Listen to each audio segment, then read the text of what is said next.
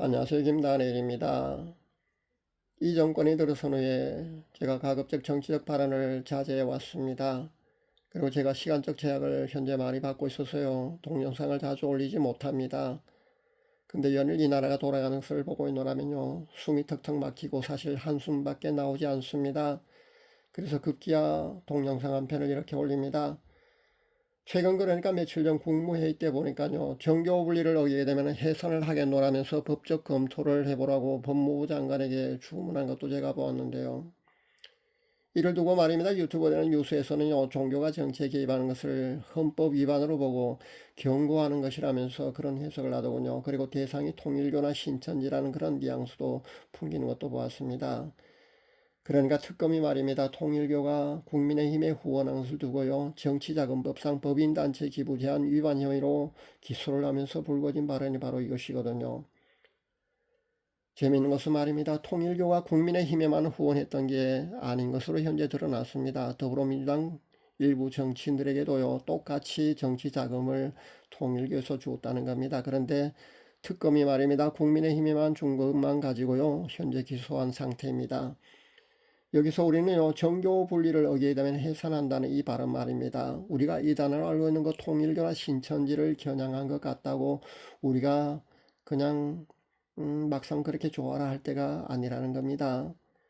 지금은요, 이단인 그 통일교를 아마 겨냥했을 수도 있을 줄 압니다. 실제 또 해산까지 가기도 사실 어렵다고 저는 판단을 합니다. 왜냐하면요, 실제 이단인 통일교지만은 세력이 워낙 막강하지 않습니까? 그러다 보니까요, 실제 해상까지 가기도 어려울 겁니다. 그렇다면요, 겁주는 정도에서 아마 끝날 수도 있다고 봅니다. 그러나 이런 식으로요, 앞으로도 계속해서 다른 종교까지도요, 자기들 마음대로 그렇게 겁박하고 입맛대로 주무를 수 있다는 데 있다는 거 여러분 기억할 수 있기를 바랍니다. 대한민국 헌정사상 어느 정권도요, 종교에 대해서만큼은요, 건드린 적이 없다는 거 여러분 기억할 수 있기를 바랍니다. 그런데 지난번에 그 개신교의 상징적인 존재인 김장한 목사님 건드렸지 않습니까? 그리고 우리나라 최대 교회인 그 여의도 순복음교회 압수수색했습니다. 그리고 급기야는요, 부산 세계로 교회 그 소년보 목사님을 구속시켰습니다. 만약에 이번에 이단이지만은요, 통일을 더 깊이 만약에 건드린다면은요, 기독교 중에 개신교 말입니다. 정권에 반대하는 목소리를 내는 교회나 목회자를 손볼 수도 있다는 그런 생각을 우리는 할 수 있어야 합니다. 그 외에도요, 불교나 천주교에서도 만약에 이 정권에 반대되는 그런 입장을 취하고 있는 그런 종교가 있다면요, 아마 하나 둘 그렇게 차례대로 똑같이 아마 겁박하고 손보지 않을까 하는 그런 생각도 해봅니다.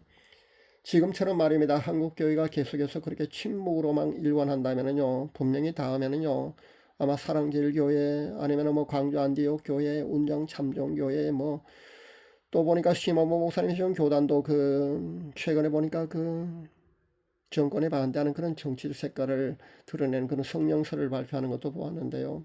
아마 그쪽 교단의 교회 이런 식으로 말입니다. 그렇게 하나둘 앞으로 계속해서 손볼 것이 뻔하다는 겁니다. 사람들은요, 지금 총리가 그래도 개신교 안수 집사의 신분인데 설마 그렇게까지 가겠느냐, 그렇게까지 할 수 있겠느냐 하면서 아마 그렇게 생각할지 모르는데요. 한번 지켜보면 알 수 있을 줄 압니다. 아마 더한 짓도 분명히 할 수 있다고 저는 생각을 해봅니다. 이렇게 정권에 대해서 바른 말 못하게 입을 틀어막는다고 보면 됩니다. 이 외에도 말입니다. 최근 국내 정세를 보면은요, 가짜뉴스나 부정선거 조작 등을 국가가 직접 나서서 막겠다고 하는 것도 제가 보았습니다. 여당에서는요, 계속해서 악법을 쉼없이 현재 발의하고 있고요. 또 제정하고 있습니다. 유튜브나 넷플릭스 대본도 검열하는 법안을 현재 발의하고 있지 않습니까? 그러니까 저처럼 이렇게 유튜브에서 이런 발언도요, 앞으로는 검열하기 때문에요, 현재도 검열하고 있지만요, 더 꼼꼼하게 검열해서요, 아마 함부로 바른 말을 못하게 되는 날이 분명히 올 것 같습니다. 이 동영상조차도 아마 삭제될 가능성도 저는 있다고 봅니다. 대통령실에서 언론사의 기사 삭제를 요구하고 있는 거 여러분 아실 줄 압니다. 그리고 징계 시도까지 현재 하고 있습니다. 조국 대표는요, 최근에 보니까 또 토지 공개념을 입법화하겠다고 하고 있던데, 이 토지공개념 입법화한다는 이 얘기는요, 몇 년 전에 그 여당의 모여성 다선 의원 말입니다. 현재 국회 그 위원장 자리를 차고 있는 그 다선 여자 국회의원 말입니다. 그 사람이 이런 이야기를 처음으로 끝냈습니다. 그 여러분도 아마 잊지 않고 벌써 잊어버린지 모르겠습니다. 저는 잘 기억하고 있습니다. 그러니까 이런 모든 이런 법안 같은 이런 거 말입니다. 이외에도 말입니다. 국가보안법 폐지도 사실 공론하고 있다는 거 여러분 잘 알고 계실 겁니다. 이런 모든 것들은요, 공산사회 그러니까 사회주의 국가에서나 있을 법안 이런 법안들입니다. 그런 법들이 제정되고 앞으로도 계속해서 만들어질 수 있다는데 저는 우려를 해봅니다. 이제는 아주 급기가게요. 이 정권이 말입니다. 체제 전환을 시도하려는 게 아닌가 저는 그런 생각도 해봅니다. 법도 자기들 마음대로 그렇게 손보고 마음대로 제정을 하고 있지 않습니까? 입법의 권한이 너무 센 바람에 지금 입법과 행정이 완전 사법까지도 마음대로 주무르고 있는 이런 상황에서는요, 충분히 그럴 수 있다고 저는 생각합니다. 자기들 마음대로 하고 싶은 거 다 합니다. 왜냐하면 법을 고쳐서까지 모든 것을 다 현재 하고 있지 않습니까? 그렇게 해나가는 겁니다. 이게 바로 독재라는 겁니다. 문제는 독재에서 끝나지 않고요, 체제 전환을 시도하는 것이 아닌가. 거기까지 간다면요, 말 그대로 자유민주주의 사회는요, 끝이라고 보시면 됩니다. 현재 이 정권은요, 75만 공무원들이 휴대폰 PC를 10개월치나 검사한다고 하고 있던데, 도대체 이 정권이 어느 정도 선까지 가려는지 정말 저는 아찔합니다. 10월 15일 그 부동산 대책을 보았는데 말입니다. 거기 보니까 우리가 집을 구입할 때요, 국가의 허락을 받아야 하는 그 토지거래 허가제를 도입했다고 하더군요. 이런 강력한 규제를 도입해서요, 부동산 시장을 통제하겠답니다. 어디뿐입니까? 쿠팡 사태 말입니다. 요즘 그 쿠팡 사태 말입니다. 전 어떤 다른 목적이 있는 게 아닌가 저는 그런 의심을 해봅니다. 그러니까 쿠팡 사태로 현 정부가 칼을 빼들었습니다. 쿠팡의 그 고객 개인정보 유출되면서 파장이 커지자요, 정부가 말입니다. 쿠팡의 영업정지를 검토하겠노라고 그렇게 으름장을 놓고 있던데요. 결국 만약에 영업정지를 실제 하게 되면요, 누굴 도와주는 거냐는 그런 의문을 우리는 가져봐야 합니다. 국가정보는 화제나 전 국민 데이터가 탈탈 털릴 때 어떻게 했습니까? 카카오페이가 알리페이한테 4천만 국민 데이터 갖다 바칠 때는 어떻게 했고요. SKT는요, LG는요, KT는요. 쿠팡 그 새벽 배송 금지시키는 문제부터 시작해서요, 영업정지까지 만약 시켜버린다면요, 자그마치 우리나라의 그 몇 명의 일자리가 사라지는지 여러분 한번 생각해 보셨습니까? 그 정부는 제대로 알고나 이런 조치, 이런 정책들을 실행하려고 하고 있는지 모르겠습니다. 이런 조치가 말입니다. 결국은요, 그 다른 모종의 음모나 뭔가가 있는 게 아닌가 하는 그런 의심이 드는 것은요, 저만의 생각이 아니길 저는 간절히 바라봅니다. 저는 그런 생각을 하고 있거든요. 하도 현 정부가 말입니다, 중국에 대해서요, 관대한 정책을 하고 있어서 저는 그런 의심도 해봅니다. 이러다가 우리나라가 정말 존속할 수나 있을까 하는 그런 걱정도 함께 말입니다. 안 그래도 벌써 80% 이상 넘어갔다고 그렇게 깨어있는 국민들이 걱정하고 있지 않습니까?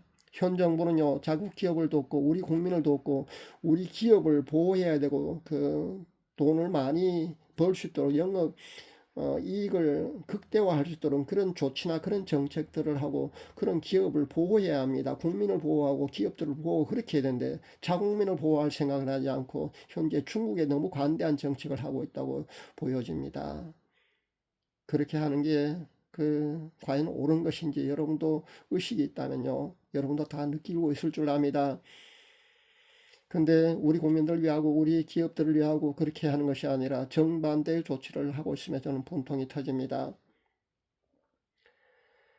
이 정권이 들어선데요, 지금 이 나라가 어디로 가고 있는가 전 말조차 참 잘 나오질 않습니다. 어디까지 가면 멈출 수 있을까 전 요즘 이런 생각도 해봅니다. 표현의 자는요, 이미 억압되고 있습니다. 심각하게 이렇게 통제되고 있습니다.